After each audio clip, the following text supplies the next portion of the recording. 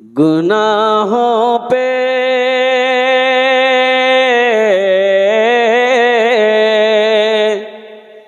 गुनाहों पे हूँ शर्मिंदा, वाह वाह, इलाही दरगुजर कर दे। सुभान अल्लाह, आमीन। ए देखिए बोलता आमीन, सुभान अल्लाह। अच्छा, इसको पते नहीं है कि कहाँ सुभान अल्लाह बोलना है, कहाँ आमीन बोलना है।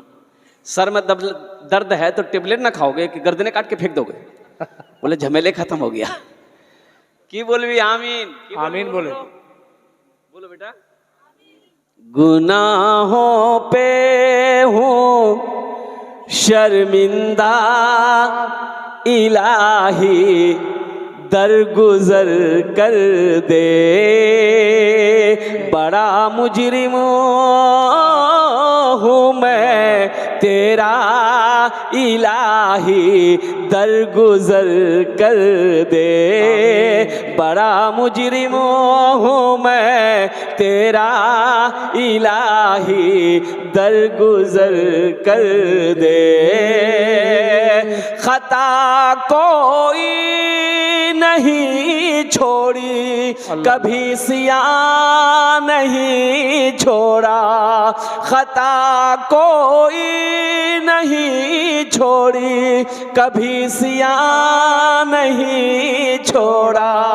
बस अब करता हूँ मैं तौबा, इलाही दरगुजर कर दे।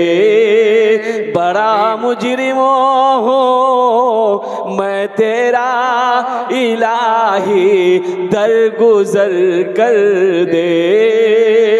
आमीन बोले तो अल्हम्दुलिल्लाह। आमीन। खिलौना हाथ का अपने बना रखा है शैतान ने।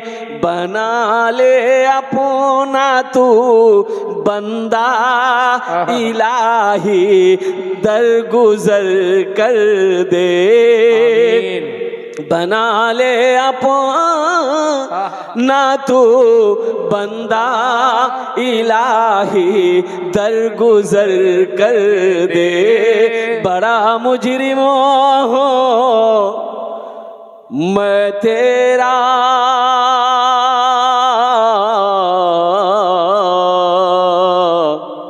इलाही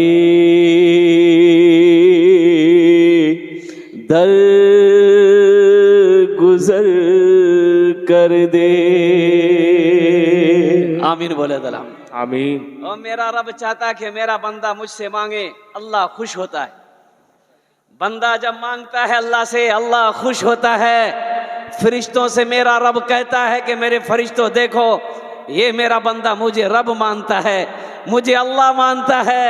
और मेरा बंदा जानता है कि मेरे सिवा उसकी दुआ को कबूल करने वाली जात कोई नहीं है, मैं अल्लाह हूँ। कुर्बान जाओ। इसलिए मुसलमानों, इसलिए नौजवानों, अल्लाह से लो लगाओ। इंशाअल्लाह लो लगाएंगे। अल्लाह से लो लगाओ। एक बात याद रखना, ये दुनिया से मांगोगे ना तो दुनिया दूर भागेगी। किसी से कर्जा मांगो, किसी से कर्जा मांगो, किसी से पैसा उधार मांगोगे ना, बोलेगा कल काहे न बोले, हम तो दे दिए दूसरे को।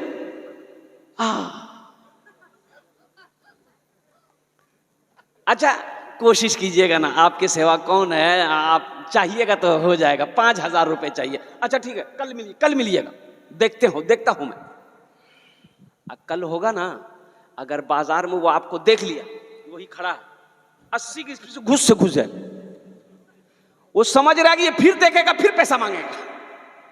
लेकिन कुर्बान जाओ मेरे बच्चों, नौजवानों, दुनिया से मांगोगे दुनिया भागेगी।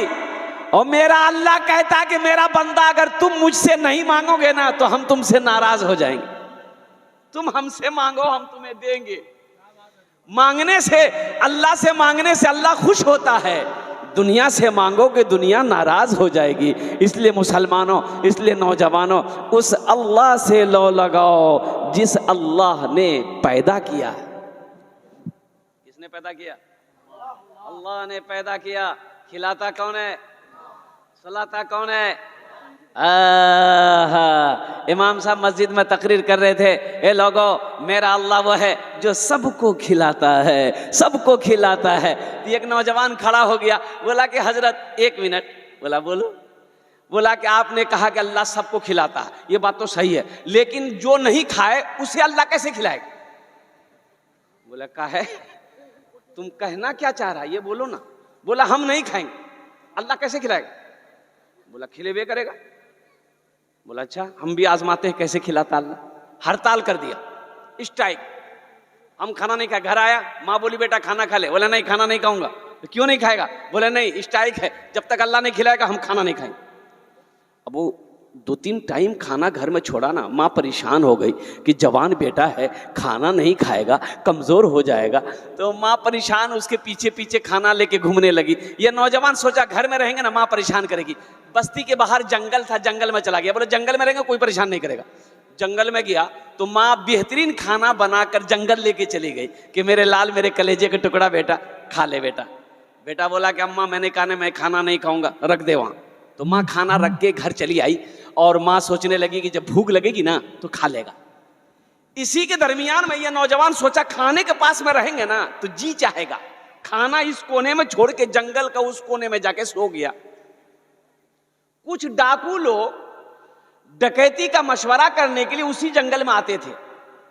वो डाकू लोग 10-12 जब जंगल में घुसे तो देखा बेहतरीन खाना। अरे भाई, एक डाकू खाना चाहा तो डाकू का जो सरदार था बोला कि ना ना, इस खाने में हाथ ना लगाना, हो सकना हो इस खाने में जहर होगा और किसी की साजिश है हम लोगों को मारने की। तुम पता करो, जंगल में देखो कोई ना कोई होगा। लोग फैले जंगल में, देखा वहां सोया हुआ है, पकड़ा कॉलर और घसीट के ले आया सरदार के पास। सरदार बोला ये खाना कौन रखा है? बोला हम रखे हैं। बोला खाया का नहीं? बोला नहीं हम नहीं खाएंगे। बोला नहीं खाओगे, इसका मतलब खाना में जहर है, इसको 50 जूता मारो। कितना जूता मारो? 50 जूता मारो। अभी 25 जूता तो पड़ा था।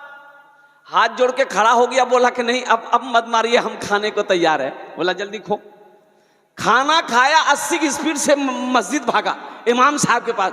बोला इमाम साहब आप तो ये बात सही बोले कि अल्लाह सबको खिलाता है, लेकिन ये बात आप नहीं बोले कि जो नहीं खाता है अल्लाह उसको जूता मार मार के खिलाता है।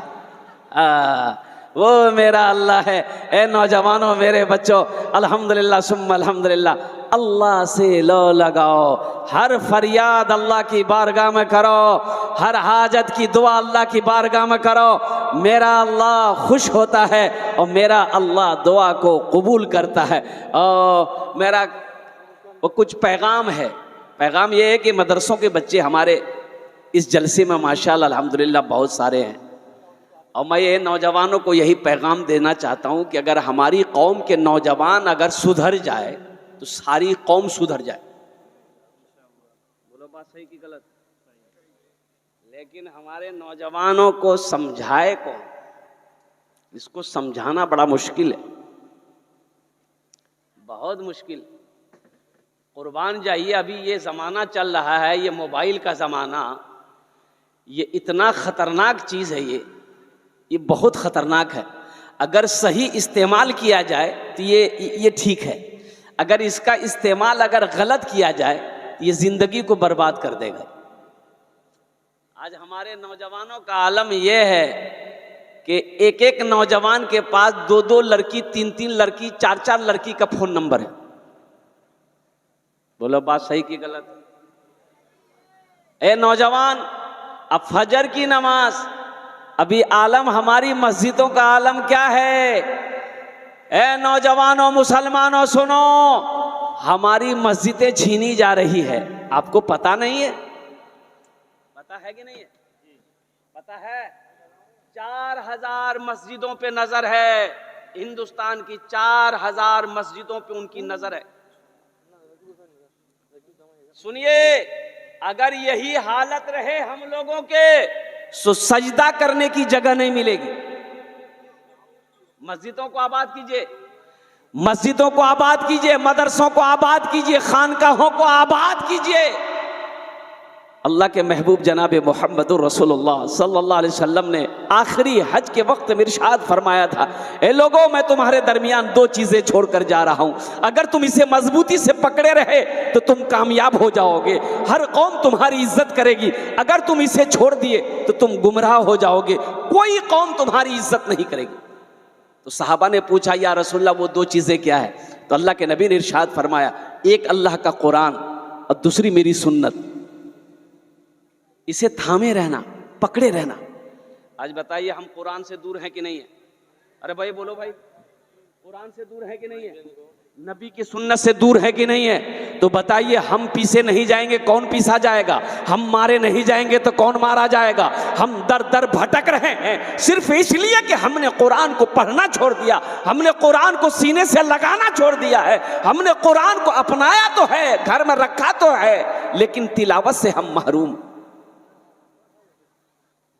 ये हमारे बच्चे हाफिज कुरान मदरसे के तालिब इल्म, जानते हैं इनका मकाम क्या है? कसम खुदा की, इनका वो मकाम है कि किसी प्राइम मिनिस्टर का वो मकाम नहीं है। इनका वो मकाम है, मदरसे में पढ़ने वाले बच्चे का वो मकाम है कि किसी चीफ मिनिस्टर, प्राइम मिनिस्टर, उद्योग मंत्री, वो मकाम नहीं है। कैसे? ऐसे ही नहीं कह रहा हूं, अल्लाह के रसूल ने इरशाद फरमाया, मदरसे के पढ़ने वाले बच्चे जब रास्ते में चलते हैं तो अल्लाह के मासूम फरिश्ते इसके कदमों के नीचे अपने पर को बिछा देते हैं। सुभान अल्लाह। प्राइम मिनिस्टर चले, उसके कदमों के नीचे पर बिछाए जाते हैं। अरे भाई बोलो भाई, पर बिछाए जाते हैं। लेकिन हमारे ये मदरसे के पढ़ने वाले बच्चे, जिनको हकीर नजरों से कुछ लोग देखते हैं, कुछ लोग हकीर नजरों से देखते हैं, कुछ लोग गिरी हुई नजरों से हमारे मदरसे के पढ़ने वाले बच्चों को देखते हैं, कुछ लोग हमारे उलमा को अल्लाह अकबर कबीरा वो गलत निगाहों से देखते हैं। तुम्हें पता भी है ये वो जात है, अगर दुआ के लिए हाथ फैला देना तो जमीन और आसमान के दरमियान में कोई पर्दा नहीं जो इसकी दुआ को रोक सके। सुभान अल्लाह बोलो, माशाअल्लाह। जमीन और आसमान के दरमियान में कोई पर्दा नहीं जो हमारे मदरसे में पढ़ने वाले इन तलबा, इन बच्चों की दुआ को रोक सके। डायरेक्ट अल्लाह की बारगाह में इनकी दुआ कबूल होती है, डायरेक्ट अल्लाह की बारगाह में इनकी दुआ मकबूल होती है। इसलिए मेरे भाइयों, मेरे नौजवानों, हम तो नौजवानों को पैगाम देना चाहते हैं। आज हमारे नौजवानों का ये आलम है, हर नौजवान के पास एक एक मोबाइल, दो दो एंड्रॉइड सेट। और पुरबान जाइए, रात में ये नौजवान सोते नहीं है, 2 बज गए रात, 3 बज गए, 4 बजे तक मोबाइल चला रहा है। पता ये चला कि 10 बज गया दिन, अभी तक उसकी नींद नहीं खुली है। बताओ वो कौम तरक्की करेगी? अरे बोलो भाई, तरक्की करेगी? नहीं।